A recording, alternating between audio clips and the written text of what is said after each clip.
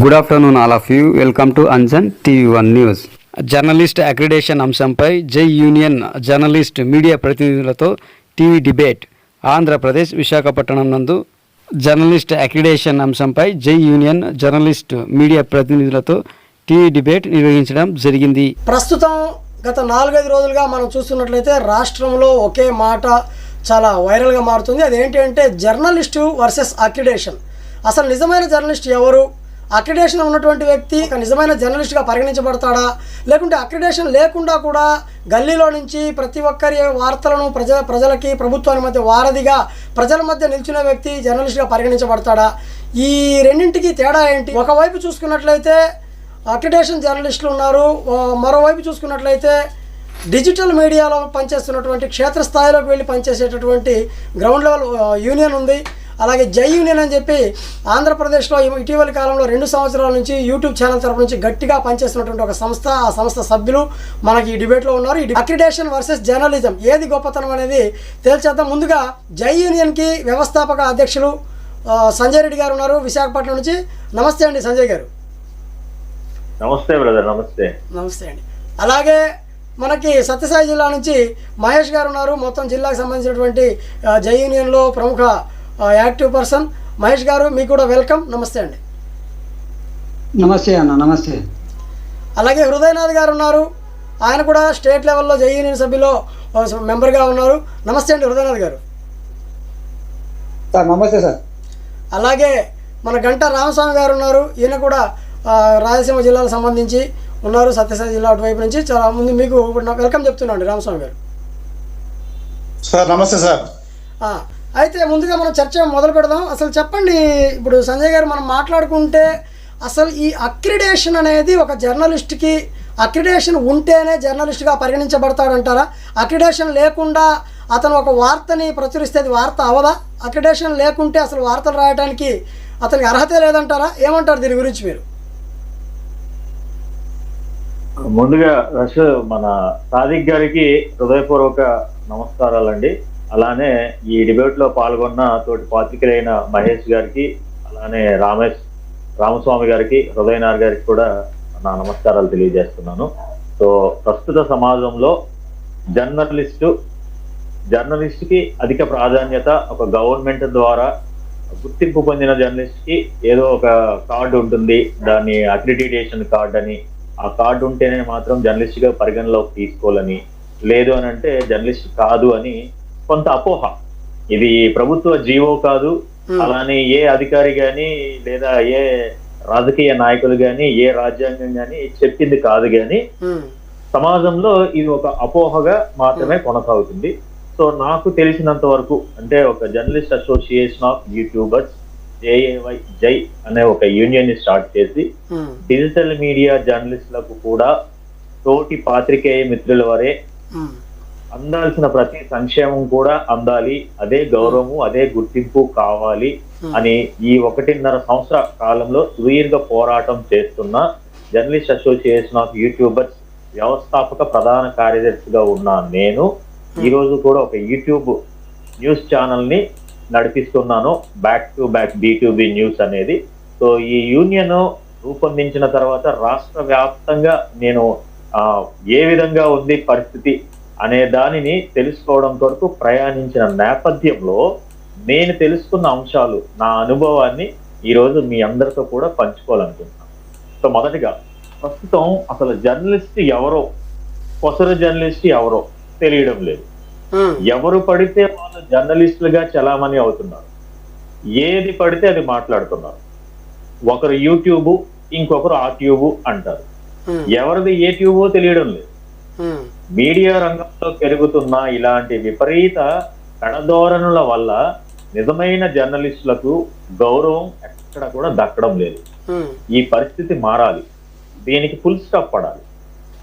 ఒకానొక సమయంలో ఒక రాష్ట్ర ముఖ్యమంత్రి ఈ విధంగా అన్నారు, జర్నలిస్ట్ కి డెఫినేషన్ ఏందో చెప్పండి, ప్రభుత్వం ఎవరిని జర్నలిస్ట్ గా గుర్తించాలో డిసైడ్ చెయ్యండి, జర్నలిస్ట్ ఎథికల్ లైన్ ఏంది, అతడు ఏ హద్దును దాటకూడదు, ఒకవేళ దాటితే జరిగే పరిస్థితుల పట్ల ఎలా స్పందించాలి, వీటన్నింటిపై ఆలోచన చేసి ఒక పరిష్కార మార్గం చూపించాల్సిన బాధ్యత జర్నలిస్టుల పైన, జర్నలిస్టుల యూనియన్ల పైన, ప్రభుత్వం పైన ఉంది అని హైదరాబాద్ రవీంద్ర భారతిలో జేఎన్జే సొసైటీ జర్నలిస్టులకు ఇండ్ల జాగా అందజేత అనే కార్యక్రమంలో ఒక జర్నలిస్టు, నేటి తెలంగాణ రాష్ట్ర ముఖ్యమంత్రి అయినటువంటి రేవంత్ రెడ్డి గారు స్వయాన పలికిన పలుకులు అన్నమాట ఇవి. నిజమైన నిఖార్సైన జర్నలిస్ట్ ఎవరో తేల్చాలంటూ సాక్షాత్ ముఖ్యమంత్రే ఈ చర్చకు లేవనెత్తడం మంచి పరిణామంగా మనం చెప్పుకోవచ్చు. ఏది జర్నలిజం, ఎవరు జర్నలిస్ట్, జర్నలిజం భాష ఏంటి, జర్నలిస్ట్ బాధ్యత ఏంటి, వృత్తి అర్హతలేంటి అనే ప్రశ్నలను జర్నలిస్ట్ లోకం కూడా వాటికి సమాధానాలు వెతకాల్సిన సందర్భం, సమయం కూడా సాక్షాత్తు ఇదే జర్నలిజం. అంటే ఇప్పుడు ఇవన్నీ సంజయ్ గారు మరి కాదు, ఇప్పుడు ఇవన్నీ అక్రిడేషన్ ఉన్నటువంటి వాళ్ళలోనే ఉన్నాయంటారా? అక్రిడేషన్ ఉంటేనే ఇవన్నీ ఉన్నాయంటారా? అనుకోకూడదు. ఎట్టి పరిస్థితుల్లో అక్రిడేషన్ కి మరియు జర్నలిజానికి మనం ముడి అనేది కట్టకూడదు. అసలు జర్నలిస్ట్ కి అక్రిడేషన్ కి సంబంధం ఏంటి? అక్రిడేషన్ ఉంటేనే జర్నలిస్ట్ అంటే అక్రిడేషన్ కేవలం ఒక గుర్తింపు కార్డు. అక్రిడేషన్ అనేది ప్రభుత్వం లేదా ఒక సంస్థ ఇచ్చే ఒక పాలనాపరమైన గుర్తింపు పత్రం మాత్రమే. వాస్తవానికి వార్తలు సేకరించి, ప్రచురించి లేదా ప్రసారం చేసే ప్రతి ఒక్కరూ జర్నలిస్టే. అక్రిడేషన్ ఉన్నా లేకపోయినా రాజ్యాంగం కల్పించిన హక్కుతో ఎవరైనా జర్నలిజం చేయవచ్చు. అక్రిడేషన్ కి జర్నలిజానికి మధ్య తేడాలని మనం గమనించినట్లయితే పత్రికలు గాని, టీవీలు గాని, డిజిటల్ మీడియాలో పనిచేస్తూ నిరంతరం వార్తలు సేకరించేవారు, సమాచారాన్ని ప్రజల్లోకి తీసుకువెళ్లేవారు అందరూ జర్నలిస్టులే. మరి అలాంటప్పుడు అక్రిడేషన్ ప్రామాణికంగా తీసుకోవడం ఎంతవరకు కరెక్ట్ అంటారు?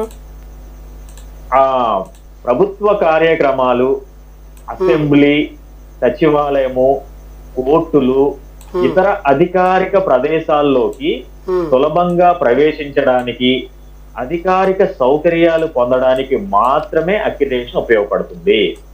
ఇది ఒక గుర్తింపు మాత్రమే కానీ వ్యక్తి నైతికతకు లేదా పాత్రికేయ ప్రతిభకు ప్రామాణికం ఎప్పుడూ కాదు. అక్రిడేషన్ లేని కారణంగా ఏ ఒక్కరిని రిపోర్టింగ్ చేయకుండా ఎవరూ ఆపలేరు. ముఖ్యంగా ఈ రోజుల్లో ఫ్రీలాన్సర్ లేదా చిన్న మీడియా సంస్థల్లో పనిచేసే వారికి అక్రిడేషన్ లేకపోయినా వారు జర్నలిస్టులుగానే పరిగణించబడుతున్నారు. అక్రిడేషన్ అనేది ఒక వసతి, ఒక ఫెసిలిటీ అంతే తప్ప అది లేకపోతే జర్నలిస్ట్ కాదు అనడం తప్పు. అయితే ఇప్పుడు మీరేమంటారు మహేష్ గారు? ఇప్పుడు సంజయ్ గారు చెప్తున్నట్టు అక్రిడేషన్ అనేది ఒక గుర్తింపుకి, ప్రభుత్వ కార్యాలయాలకి, ప్రెస్ మీట్కి వెళ్ళడానికి ఒక గుర్తింపు కార్డు లాంటిదే, దానికి ఎలాంటి ప్రాధాన్యత కానీ ప్రామాణికత కానీ లేదంటున్నారు. కానీ మనం ఇటీవల కాలంలో చూసుకున్నట్లయితే కొన్ని చోట్ల, అంటే అన్ని చోట్లని కాదు, చాలామందికి అక్రిడేషన్ ఉన్న వాళ్ళని కొంచెం లైన్ వేరు చేస్తున్నారు అన్నట్లుగా అని కొంతమంది అంటూ ఉన్నారు. మరి ఇలాంటి క్రమంలో దేశంలోనే మనం చూసుకున్నట్లయితే చాలామంది సీనియర్ రిపోర్టర్లు అందరూ కూడా అక్రిడేషన్ కార్డులలో ఇమడలేక వాళ్ళు సొంతంగా ఒక మీడియా ఛానల్ పెట్టుకొని ఒక డిజిటల్ మీడియాలోకి ఎంటర్ అయ్యారు. మరి ఇది మనం ఏ విధంగా చూడొచ్చు అంటారు? సార్ నమస్తే సార్. ఇక్కడ భారతదేశంలో ఎంతో మంది అనుభవజ్ఞులైనటువంటి వారు, పెద్దవారు ఉన్నారు. సీనియర్ పాత్రికేయులు చాలా మంది ఛానల్స్ లో పని చేయలేక చాలా ఒత్తిళ్లు ఎదురయ్యి వాళ్ళ సొంత కాళ్ళ మీద వాళ్ళు నిలబడేదాని కోసము వాళ్ళకంటూ ఒక ప్లాట్ఫామ్ ఏర్పాటుకు సొంతంగా ఒక యూట్యూబ్ అని ఏర్పాటు చేసుకున్నారు. ఆ యూట్యూబ్ లో చాలా వరకు న్యూస్లు అన్ని ప్రతి ఒక్కటి శాటిలైట్ వాళ్ళు ఎక్కడికైతే వెళ్ళి న్యూస్ తీసి వాళ్ళు ప్రింట్ చేయలేకపోతారు చాలా మంది. కానీ మన వాళ్ళు అట్లా కాదు, యూట్యూబ్ లో ఎక్కడున్నా కూడా ప్రతి ఒక్కటి గ్యాదర్ చేసి వెంటనే 10 నిమిషాల్లో న్యూస్ చేస్తున్నారు అంటారు మన వాళ్ళు. అలాగే అక్రిడేషన్ లేకుంటే ఎవరైనా ప్రెస్ మీట్ రావచ్చా అనే క్వశ్చన్ మీరు అన్నారు కదా, ఆ క్వశ్చన్ మీద అసలు అది ప్రశ్నే కాదు సార్ నన్ను అడిగితే యాక్చువల్ గా. ఎందుకంటే ప్రెస్ మీట్ కి వెళ్ళాలి అంటే, ఎవరైనా ప్రెస్ మీట్ కి రావాలంటే నిర్ణయించేది అక్రిడేషన్ కాదు. దానికి ఆహ్వానం ఇవ్వడం, మనకి మీరు అక్రిడేషన్ ఉన్నా లేకపోయినా మీరు బ్రదర్ మీరు రండి, మేము మీకు ఆహ్వానిస్తున్నాము, మా న్యూస్ మీరు తీసుకొని స్ప్రెడ్ చేయండి అని చాలా మంది మనకి టీచర్స్ కావచ్చు, ప్రతి ఒక్కరు ఎవరైనా కావచ్చు, అధికారులు కావచ్చు, నాయకులు కావచ్చు ప్రతి ఒక్కరు మనకి ఇంటిమేషన్ ఇస్తున్నారు. ఆ ఇంటిమేషన్ తీసుకున్న తర్వాతే మనం ప్రతి ఒక్కరిలోకి వెళ్ళి మనం న్యూస్ తీసుకొని 10 నిమిషాలు అంటే 15 నిమిషాల లోపల వార్త మనము పంపిస్తున్నాము. అంటే ఇప్పుడు పేపర్ కావచ్చు, ఈరోజు వార్త రాసామంటే రేపటి మహేష్ గారు మీరేమంటున్నారంటే మనకి వార్త అనేది యూట్యూబ్ ఛానల్లో మనం స్వతంత్రంగా మనం వార్త వేస్తున్నాం, అది ఆటోమేటిక్గా వచ్చేస్తుంది అంటున్నారు మీరు. పెద్ద మీడియాలో ఇవి రావు కదా. పెద్ద మీడియాలో ఇప్పుడు మీరు స్వతంత్ర మీడియా కాకుండా మనం పెద్ద మీడియాకి పనిచేస్తున్నట్లయితే ఇవన్నీ సకాలంలో వస్తాయా రావు అని మీ వాదన, అంతే కదా? మరి ఇప్పుడు అలాగే ఇప్పుడు చాలా చోట్ల ఏమైపోయిందంటే అక్రిడేషన్ ఉంటే మాత్రమే అలో చేద్దాం అనే రకంలో ఉన్నారు. కానీ ప్రజలు నిర్ణయించేది అక్రిడేషన్ అయితే కాదు. ప్రజలు నిర్ణయించి ప్రజలు మనకి ఆహ్వానిస్తే అదే మనకి అక్రిడేషన్ తో సమానము. ఎందుకంటే ప్రజలు గుర్తించాలి నీకు అక్రిడేషన్ ఉందా లేదా, ప్రజలు గుర్తించాలి. ప్రజలు గుర్తిస్తేనే ఏదైనా కూడా మన ప్రజల్లోకి వెళ్ళేసి ఆ వార్త తీసుకోవడానికి మనకు అవకాశం. సంజయ్ గారు ఇప్పుడు మీరు ఒక మాట చెప్పండి. మహేష్ గారు మీరు ఓకే. సంజయ్ గారు ఇప్పుడు అక్రిడేషన్ ఉంటేనే జర్నలిస్ట్ గా పరిగణిస్తున్నటువంటి ఈ ట్రెండ్ నడిచే క్రమంలో అసలు అక్రిడేషన్ ఉన్న వాళ్ళలో నిజంగా జర్నలిస్ట్ కావాల్సిన అర్హతలు ఉన్నాయంటారా? ఇప్పుడు అక్రిడేషన్ ఉన్న వాళ్ళందరిలో జర్నలిస్ట్ కావాల్సిన అర్హతలు ఏమైనా ఉన్నాయా? ఖచ్చితంగా అది ఆ కార్డు వాళ్ళని జర్నలిస్ట్ గా చిత్రీకరిస్తుందా, చెప్పగలుగుతుందా? లేదు, పూర్తి స్థాయిలో అలా లేదండి. ఈ రోజుల్లో మనం చూసుకున్నట్లయితే వాస్తవికతని మనం మాట్లాడుకున్నట్లయితే ఒక పత్రికలో గాని లేదా ఒక ఛానల్లో గాని సుదీర్ఘ కాలం పాటు ఒక 5 సంవత్సరాల నుంచి 10 సంవత్సరాల నుంచి 20 సంవత్సరాల నుంచి అనేక సేవలు అందిస్తున్న మండల స్థాయి రిపోర్టర్ నుంచి జిల్లా స్థాయి బ్యూరో వరకు నిబద్ధతతో పనిచేసే వాళ్ళకి ఆ సంస్థ అక్రిడేషన్ ఇస్తుందా అని అంటే కోటికో తప్ప ఖచ్చితంగా ఇది జరుగుతుందని లేదు. ఈ రోజుల్లో మార్కెట్ లో కూరగాయలు ఏ విధంగా ఉన్నాయో అలా అక్రిడేషన్ లో ఆ సమయానికి అమ్ముడుపోతున్నాయి. నాకు తెలిసినంత వరకు ఆటో డ్రైవర్ కి అక్రిడేషన్ ఉంటుంది, పాన్ షాప్ పెట్టుకున్న వాడికి అక్రిడేషన్ ఉంటుంది. ఇతను జర్నలిస్ట్ కాడు, ఏ రోజు ఒక వార్తా విశేషాలని సమాజంలోకి వెళ్లి సేకరించి దృష్టికి గాని ప్రజల దృష్టికి గాని తీసుకెళ్లేవాడు మాత్రం కాదు. మరి ఈ ప్రభుత్వ సంక్షేమ పథకాలు అనేది ఒక జర్నలిస్ట్ కి అందాల్సిన విధంగా అందుతాయి అనేది అక్రిడేషన్ ద్వారా ఇద్దాం అనుకునేటప్పుడు వీడు జర్నలిస్టే కాదు, వాడికి దాని ద్వారా ఆ సంక్షేమ పథకాలు పొందాలి అని మార్కెట్ లో ఇంత ధర అని ఫిక్స్ చేసి దాన్ని కొనుగోలు చేసుకోవడం జరుగుతుందండి. నిబద్ధతతో కొన్ని సంవత్సరాల నుంచి పనిచేసిన జర్నలిస్ట్ కి మాత్రం పూర్తి స్థాయిలో ఆ సంస్థ అక్కడ ఒక్క రూపాయి కూడా తీసుకోకుండా అసలు సేవనికి గుర్తించి మాత్రం అక్రిడేషన్ ఇవ్వదు. అక్రిడేషన్ సమయంలో ఇంత అని దానికి రేట్ ఫిక్స్ చేసి ఆ డబ్బుని కడితే తప్ప అక్రిడేషన్ ఇవ్వట్లేదు. అక్రిడేటెడ్ ఉన్న జర్నలిస్ట్ పూర్తి స్థాయిలో నియమ నిబంధనలను ఆధారంగా చేసుకొని ప్రతి ప్రాంగణంలోకి అధికారికంగా వెళ్లి వాస్తవికతను ప్రజల దృష్టికి గానీ ప్రభుత్వం దృష్టికి గానీ తీసుకెళ్లే విధంగా అర్హత కలిగి ఉన్నాడు లేదా అడుగులు వేస్తున్నాడు అని అంటే అక్కడ జరగట్లేదు. సార్ మరి అలాంటప్పుడు డబ్బుతో జర్నలిజానికి సంబంధించి గుర్తింపు కొనుక్కుంటే అసలు జర్నలిజంకి విలువ ఉంటుందా అనేది నా ప్రశ్న. ఇప్పుడు అదే కదా జరుగుతుంది. ప్రస్తుతం ప్రజల్లో కూడా జర్నలిస్ట్ భిన్నాభిప్రాయాలు చాలా ఎక్కువగా ఉన్నాయి. ఈ ప్రజల నుంచి డైరెక్ట్ గా వినిపిస్తున్న మాటలు. ఎందుకంటే ఇప్పుడు మాస్ మీడియా లేదా ప్రింట్ మీడియా అయినటువంటి న్యూస్ పేపర్లు, మ్యాగజైన్స్, ఎలక్ట్రానిక్ మీడియా అయినటువంటి న్యూస్ ఛానల్స్ లాంటి మీడియాల్లో పనిచేసే వాళ్ళు జర్నలిస్ట్లా, అక్రిడేషన్ ఉన్న వాళ్ళు జర్నలిస్ట్లా, లేక యూట్యూబ్ వెబ్సైట్ ఈ పేపర్ లో పెట్టుకునే వాళ్ళు జర్నలిస్ట్లా అనే ప్రశ్నలు ప్రజల నుంచి బీభత్సంగా వినిపిస్తున్నాయి. రోజు రోజుకి టెక్నాలజీ పెరుగుతుండగా సోషల్ మీడియా ప్రభావం పరిధి విస్తరిస్తోంది. దీంతో ప్రజల్లోనూ వాటి వాడకం పెరుగుతోంది. ఇదే అదనంగా చేసుకొని కొందరు జర్నలిస్టులు అవతారం ఎత్తుతున్నారు, జర్నలిజం వ్యవస్థలోకి చొరబడుతున్నారు, జర్నలిస్ట్ గా చలామణి అవుతున్నారు. నేడు mainstream media versus social media జర్నలిస్టులుగా పరిస్థితులు మారిపోయండి. కారణం ఏంటంటే మెయిన్ స్ట్రీమ్ లో అక్రిడేటెడ్ జర్నలిస్ట్ ఉంటాడు, social media digital media platforms అయినటువంటి యూట్యూబ్ గానీ, ఫేస్బుక్ గానీ, ఇన్స్టాగ్రామ్ గానీ, ఎక్స్ గానీ, ఇతరత్ర వెబ్ పోర్టల్ ద్వారా వాస్తవికతను క్షణాల వ్యవధిలో చూపించే జర్నలిస్ట్ కి ప్రభుత్వం ద్వారా ఇటువంటి వసతులు ఏమీ ఉండవు. కానీ ఇతను ప్రజల్లోకి క్షణాల వ్యవధిలో తీసుకెళ్తున్నాడు ఏ సమాచారమైనా. కానీ మెయిన్ స్ట్రీమ్ అయినటువంటి జర్నలిస్టులు పూర్తి స్థాయి హక్కులను కలిగి ఉండి పూర్తి స్థాయి ప్రభుత్వ సంక్షేమాన్ని కలిగి ఉన్న వ్యక్తి ఆ నిమిషాల వ్యవధిలో ప్రపంచానికి చేరువ చేస్తున్నాడా ఆ వార్తా విశేషాలను అంటే ఎక్కడ జరుగుతుంది? ఎక్కడ కూడా జరగట్లేదు. రామస్వామి గారు మీరేమంటారు ఇప్పుడు అక్రిడేషన్ వర్సెస్ ఈ జర్నలిజం పట్ల ఏంటి ఈ డిజిటల్ మీడియా యుగంలో కూడా ఇంకా పాతకాలపు కార్డు విధానాలనే మనం ప్రమాణాలుగా తీసుకోవాలంటారా? రామస్వామి గారు